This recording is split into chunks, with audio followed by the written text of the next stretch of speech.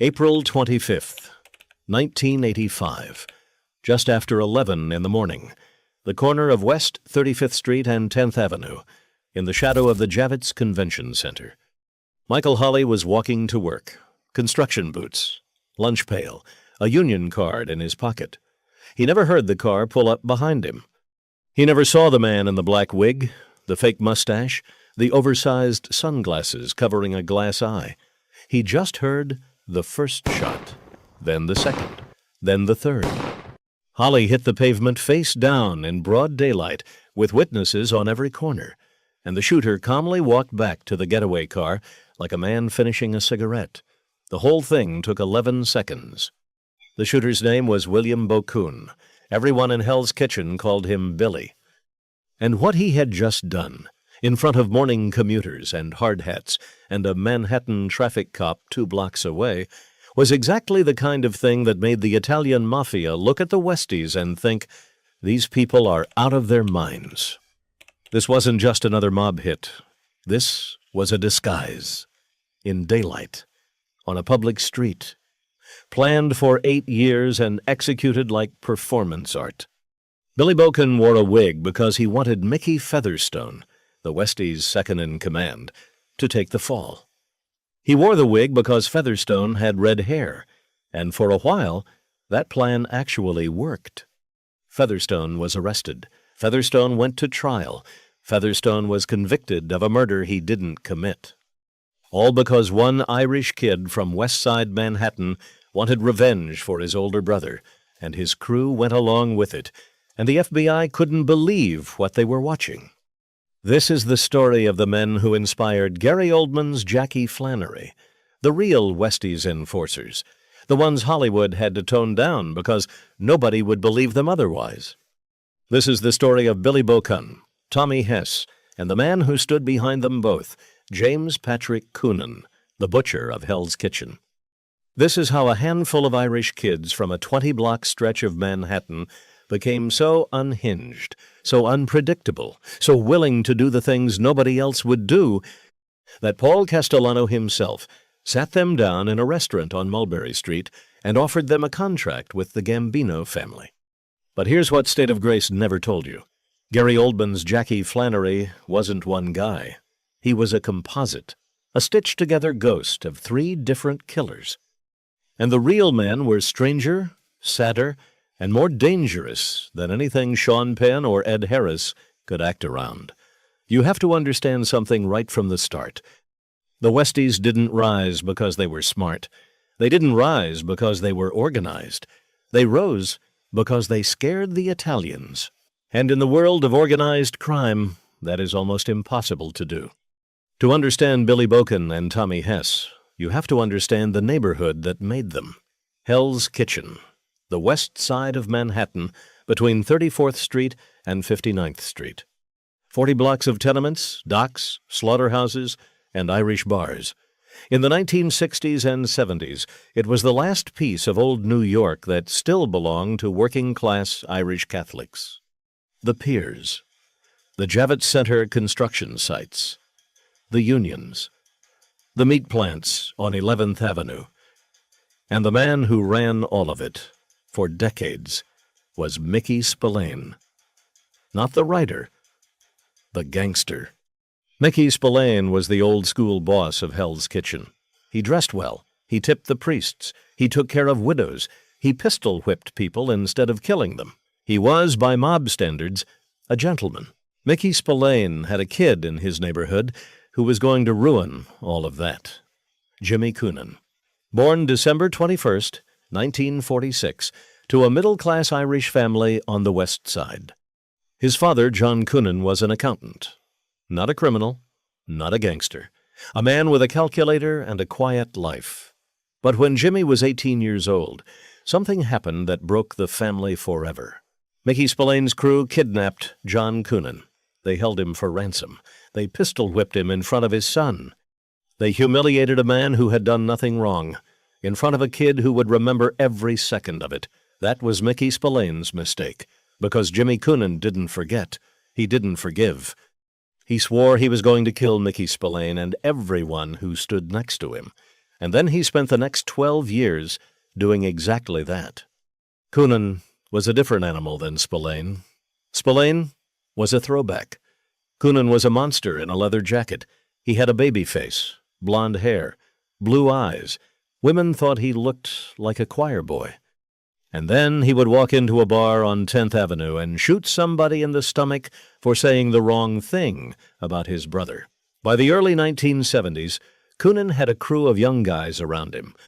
They hung out at a bar called the Leprechaun Bar, later the Sunbright, later the 37th and 8th Bar. And one by one, the names of Spillane's old lieutenants started showing up dead in the East River, in the trunks of abandoned cars, in pieces wrapped in garbage bags on the banks of the Hudson. Here's where it gets interesting. Coonan didn't just kill his enemies, he disappeared them. And he learned how to do it from a man named Edward Comiskey, Eddie the Butcher. Eddie Comiskey was an old-school Irish hitman who actually worked as a butcher at a meat plant on the West Side. He had done time. He had killed people. And he knew a professional's trick that the younger kids had never heard of. If you cut up the body, there is no body. If there is no body, there is no murder charge. A missing person is a civil matter. A corpse is a homicide. Comiskey sat Coonan down and taught him step by step exactly how to take apart a human being, where to cut, what to do with the hands, because fingerprints identify, what to do with the head, because dental records identify, what to freeze, what to burn, what to dump in the river. Comiskey called it doing a Hudson.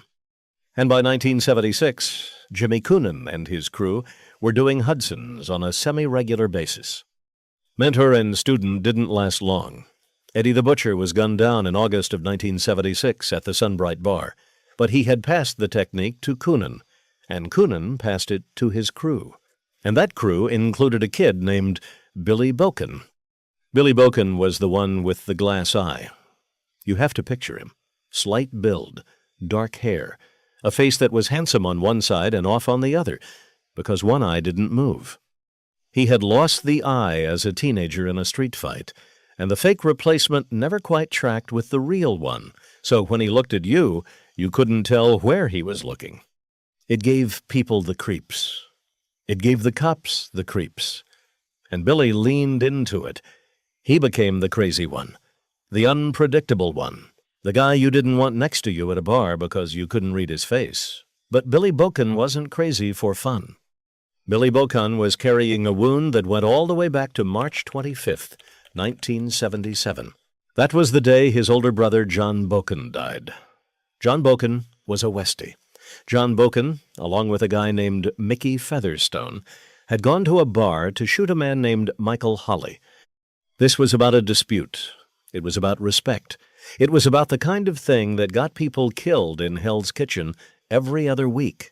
But there was an off-duty police officer in the bar that night. The off-duty cop saw John Boken pull the gun, and the off-duty cop shot John Boken dead, just like that. The older brother was gone. And Billy Boken, who was still a kid, who had worshipped his brother, now had a reason to live: revenge. The Westies plotted to kill Michael Holly for 8 years. 8 years. Think about that for a second. The plans kept getting aborted. Holly would move. Holly would travel. The timing would be wrong. Somebody would get nervous. Coonan would push it back. But Billy Boken never forgot. Every day for 8 years, Billy got up and thought about the man who was responsible, in his mind, for his brother's death. And finally, in the spring of 1985, Jimmy Coonan gave the green light, and Billy got his revenge. And he did it in a wig. The details of that killing tell you everything about the Westies. Boken and a crew member named Kenneth Shannon drove to the Javits Center construction site early that morning. Boken had dressed himself like Mickey Featherstone on purpose. The red wig, the mustache, the frame job was the whole point. Featherstone had been Billy's brother's friend. Featherstone had been there that night at the bar. And even though the cop was the one who killed John Boken, somewhere in Billy's mind there was a belief that Featherstone should have protected him.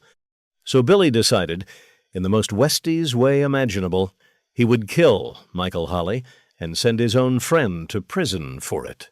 2 birds, 1 wig. The shooting took less than a minute. Holly went down on the sidewalk. Witnesses called the police. Somebody gave a description. Red hair, mustache, medium build. The cops went straight to Mickey Featherstone's apartment. Featherstone had been in New Jersey that morning, at his mother-in-law's house in Teaneck. He had an alibi. It didn't matter. He was arrested. He was tried. He was convicted of murder in Manhattan Supreme Court, sentenced to 25 years to life. Featherstone sat in a prison cell for a murder he did not commit, set up by the little brother of a man he had once called his friend. And that, more than almost anything, tells you why the Italians thought the Westies had lost their minds. But here's what the history books don't tell you. Featherstone getting framed was the beginning of the end. Not the end of Billy Boken, the end of Jimmy Coonan. Because when Mickey Featherstone realized his own crew had thrown him to the wolves, he made a decision that turned the FBI's decade-long war into a slam dunk. He flipped. Before we get there, though, we have to talk about Tommy Hess. Because if Billy Boken was the revenge story, Tommy Hess was the cautionary tale. Tommy Hess was another Westie associate, a Hell's Kitchen guy, part of that loose crew that floated around Coonan's orbit in the mid-1970s. He drank at the same bars. He ran some of the same scams. He was part of the scene. And like a lot of guys in that scene, he had a habit: heroin. In a crew where Jimmy Coonan was building discipline, creating a corporate-style Irish mafia, Hess was a liability. He used. He talked. He got sloppy. And in Hell's Kitchen in the 1970s, being sloppy was a capital offense. Tommy Hess had a friend in the crew named Richie Ryan. Richie Ryan was one of Coonan's enforcers, cold-blooded, loyal, the kind of guy who didn't ask questions when the boss pointed at somebody. And one night, for reasons that have been debated for decades, Richie Ryan walked into a Hell's Kitchen bar where Tommy Hess was drinking. No warning, no argument. He walked up to his own friend, pistol-whipped him to the floor, and then shot him dead, right there in front of the other patrons. Tommy Hess was killed by the man he probably considered his closest associate. Because in Coonan's Westies, that's how it worked. Loyalty didn't save you. Friendship didn't save you. If Jimmy said you were a problem, you were dead before the words finished leaving his mouth. Tommy Hess is the ghost in Gary Oldman's performance in State of Grace, the heroine, the erratic energy, the sense that this guy is doomed by his own neighborhood, that his own friends are going to have to put him down eventually. Oldman's Jackie Flannery is a man who everyone loves and nobody can save. That is Tommy Hess. That is the real story of a kid in Hell's Kitchen who got addicted to the wrong drug in the wrong crew and couldn't find a way out. And then there's the top of the pyramid, Jimmy Coonan himself. The Jimmy Flannery character in State of Grace, Ed Harris's role, is based loosely on Coonan. But Coonan in real life was colder, smarter, and stranger than any movie has ever captured. By 1977, Coonan had what he wanted. On May 13th of that year, Mickey Spillane was shot dead outside his apartment in Woodside, Queens. The hit was done as a favor. A Gambino capo named Roy DeMeo, the same DeMeo who ran his own murder crew out of the Gemini Lounge in Brooklyn, handled it personally. It had been 12 years since Spillane had kidnapped Coonan's father. 12 years of waiting, 12 years of killing, and now the old king was dead, and the neighborhood belonged to a 30-year-old Irish kid with a baby face and a meat saw. Coonan's next move was the one that made him legendary. He went to Mulberry Street. He went to Little Italy. He sat down at the back of a restaurant with the most powerful Italian mobsters in New York City. 15 men, according to Featherstone's later court testimony. Paul Castellano, Anthony Salerno, the boss of bosses and his top capos. And the Irish kid from the West Side made them an offer. He said, "Give us Hell's Kitchen. Give us the piers. Give us the construction unions. And we will do your wet work. We will do the hits you can't do. We will be your Irish killers on call. All we ask is a piece of what flows through our neighborhood." Castellano agreed. Why wouldn't he? The Italians had a rule: no killing cops, no killing children, no killing family members. The Westies had no such rules. The Westies killed anyone. The Westies cut up anyone. The Westies were a weapon the Gambinos had never had access to before. And in exchange for 10% of everything the Westies earned, Paul Castellano handed them a license to operate under Gambino protection, the Italian Mafia and the Irish Mafia, in a formal alliance. It had never happened before. It has never happened since. What made the Westies so valuable and so terrifying was the way they did business. You want to understand what made Billy Bocon and Tommy Hess and the rest of them different. You need to understand the Ruby Stein murder. Ruby Stein was a Jewish loan shark. He operated out of Brooklyn and Manhattan. He was connected to the Genovese family. He was owed money by a lot of people, including Jimmy Coonan. Coonan owed Ruby Stein roughly $125,000 in 1977 money, which in today's dollars is close to $700,000. Ruby Stein wanted his money. Jimmy Coonan did not have the money, so Jimmy Coonan came up with a different plan. The opportunity. Ruby Stein had a little black book. Every loan shark in New York had one. It listed every debtor, every amount, every interest rate. A working loan shark's book in the 1970s could represent millions of dollars in outstanding debts. If you had Ruby Stein's book, you owned Ruby Stein's business. The inside connection.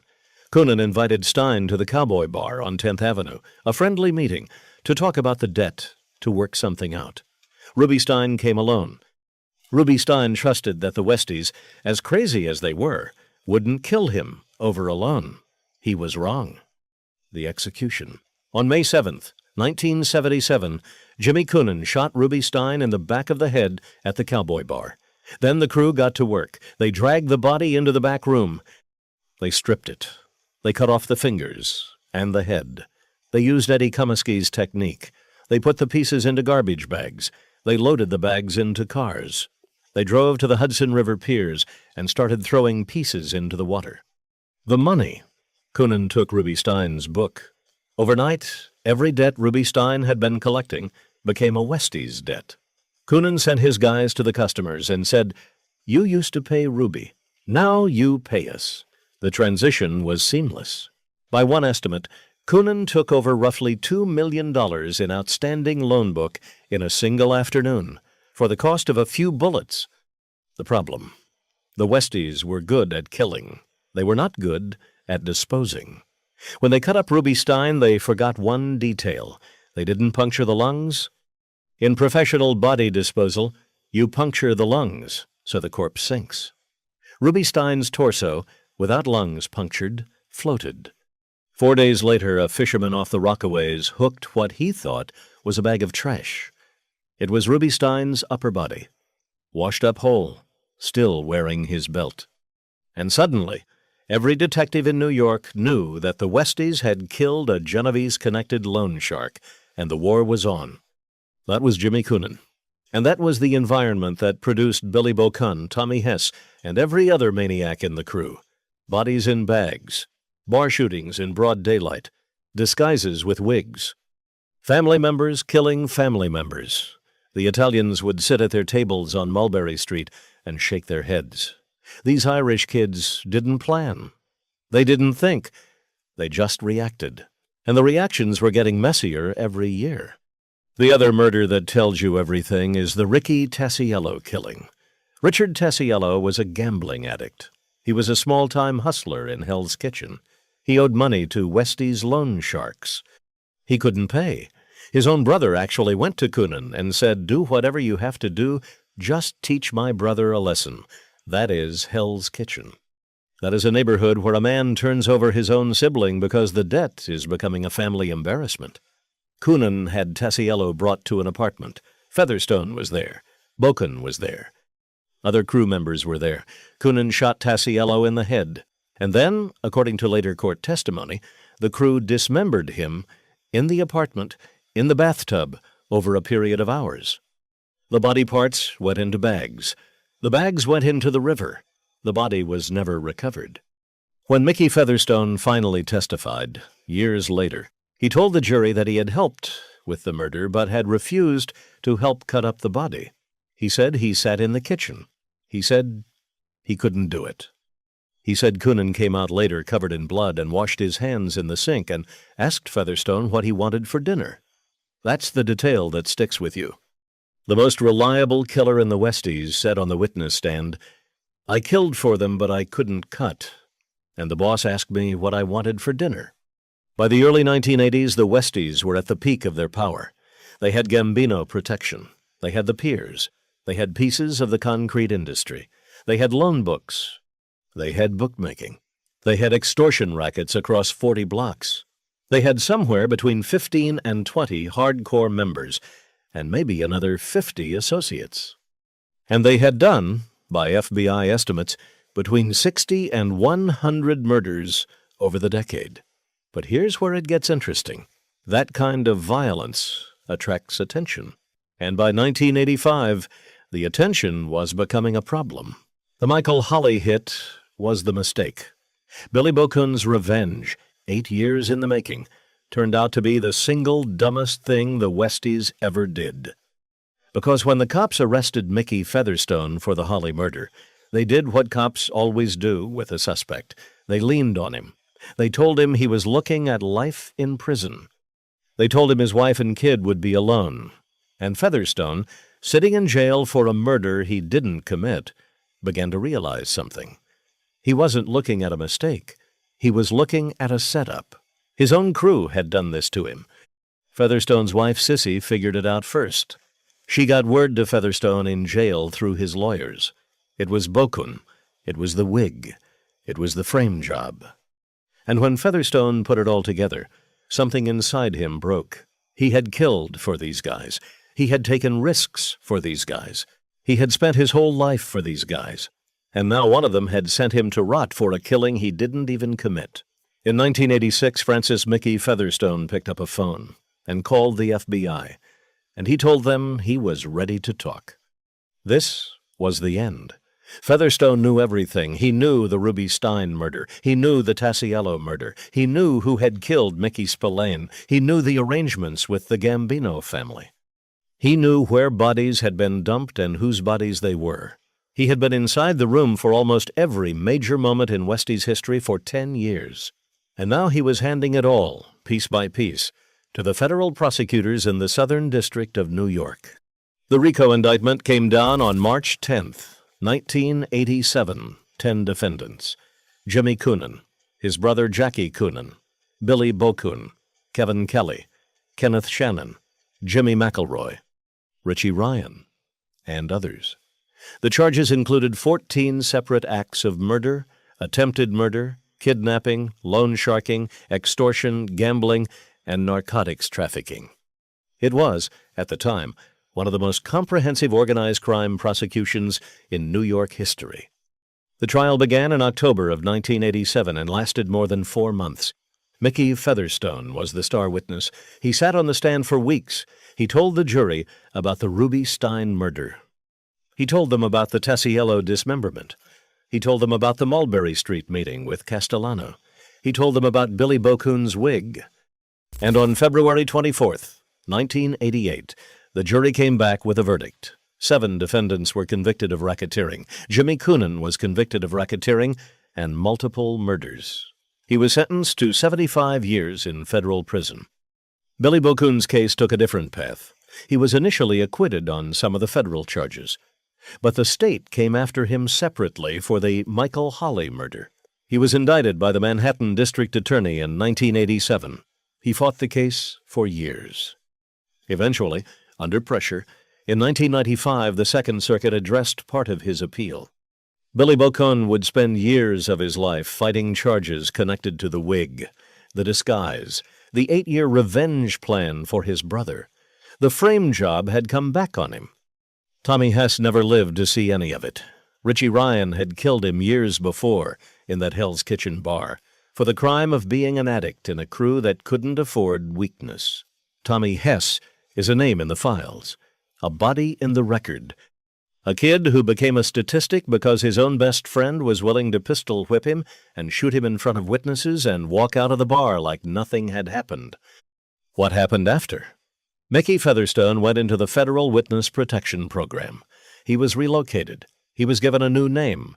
He has given interviews over the years. He has lived, as of the last confirmed reports, a quiet life far from New York. The man who almost went to prison for a murder committed by his own friend is the man who, in the end, brought the whole house down. Jimmy Coonan spent decades in federal prison. He was eligible for release after serving most of his sentence and has largely disappeared from public life. Billy Boken, the kid with the glass eye who loved his brother so much he killed a man in a wig, was eventually convicted at the state level for the Holly murder. He did hard time. He walks with the reputation, to this day, of being one of the most unhinged shooters in American organized crime history. Here's what's worth sitting with. Gary Oldman took those three men, Billy Boken's revenge, Tommy Hess's addiction, Jimmy Coonan's ice-cold leadership, and melted them into one character in State of Grace, Jackie Flannery. The wild one, the unpredictable one, the one you cannot control and cannot save. Oldman understood something about the Westies that the screenwriter, Dennis McIntyre, had captured on the page. These guys were not cool. These guys were not glamorous. These guys were damaged children in grown men's bodies, running a 40-block stretch of Manhattan on pure rage, pure loyalty, and pure grief. The Westies as a functioning crime family ended with the 1988 convictions. 40 years later, Hell's Kitchen looks nothing like it did then. The tenements have been replaced by luxury high-rises. The piers are office parks. The meat plants are restaurants. The Javits Center, where Billy Boken shot Michael Holley in broad daylight, is now surrounded by glass towers and overpriced hotels. The kids who grew up on those streets in the 1970s are either dead or in prison, or old men living on Social Security in apartments their grandfathers once owned. But the Westies left a legacy that people in law enforcement still talk about. They were the proof that an ethnic crime group could force itself into the Italian Mafia's orbit without actually becoming part of it. They were the proof that violence without structure could still generate tens of millions of dollars. They were the proof that the most dangerous gangster is not the one with the plan. It is the one who doesn't care about the plan, the one who will shoot you in a bar in front of witnesses, the one who will cut up your body because he forgot to puncture your lungs, the one who will wear a wig in the daylight and frame his own best friend. And here's the final thought. Every movie about the Mafia tells you the same lie, that organized crime is a business, that these are professionals, that the violence is surgical and the decisions are strategic. That is Michael Corleone, that is Tony Soprano, that is the fantasy the industry sells. But the Westies were the truth. The Westies were what actually happens when you hand a gun to a kid whose father was pistol whipped, a kid whose brother was shot by a cop, a kid who grew up in a neighborhood where nobody trusted the outside world and everybody owed somebody money. You don't get The Godfather. You get Billy Boken in a wig. You get Tommy Hess on a barroom floor. You get Ruby Stein's torso floating in the Rockaways because somebody forgot a simple step. That's the real Jackie Flannery. That's the real Westies story. Not a movie, not a myth. Just a neighborhood full of broken men who made the Italian Mafia look civilized by comparison, and then spent the rest of their lives in federal cells or unmarked graves, waiting for a redemption that was never going to come. Because in Hell's Kitchen, in the 1970s and 80s, the only thing more dangerous than your enemies was the man sitting next to you at the bar. And Billy Boken, Tommy Hess, and Jimmy Coonan proved it every single day, until the FBI and the jury and the years finally brought the whole thing down. If you found this story fascinating, hit subscribe. We drop a new mob documentary every week. Drop a comment. What Mafia figure should we cover next?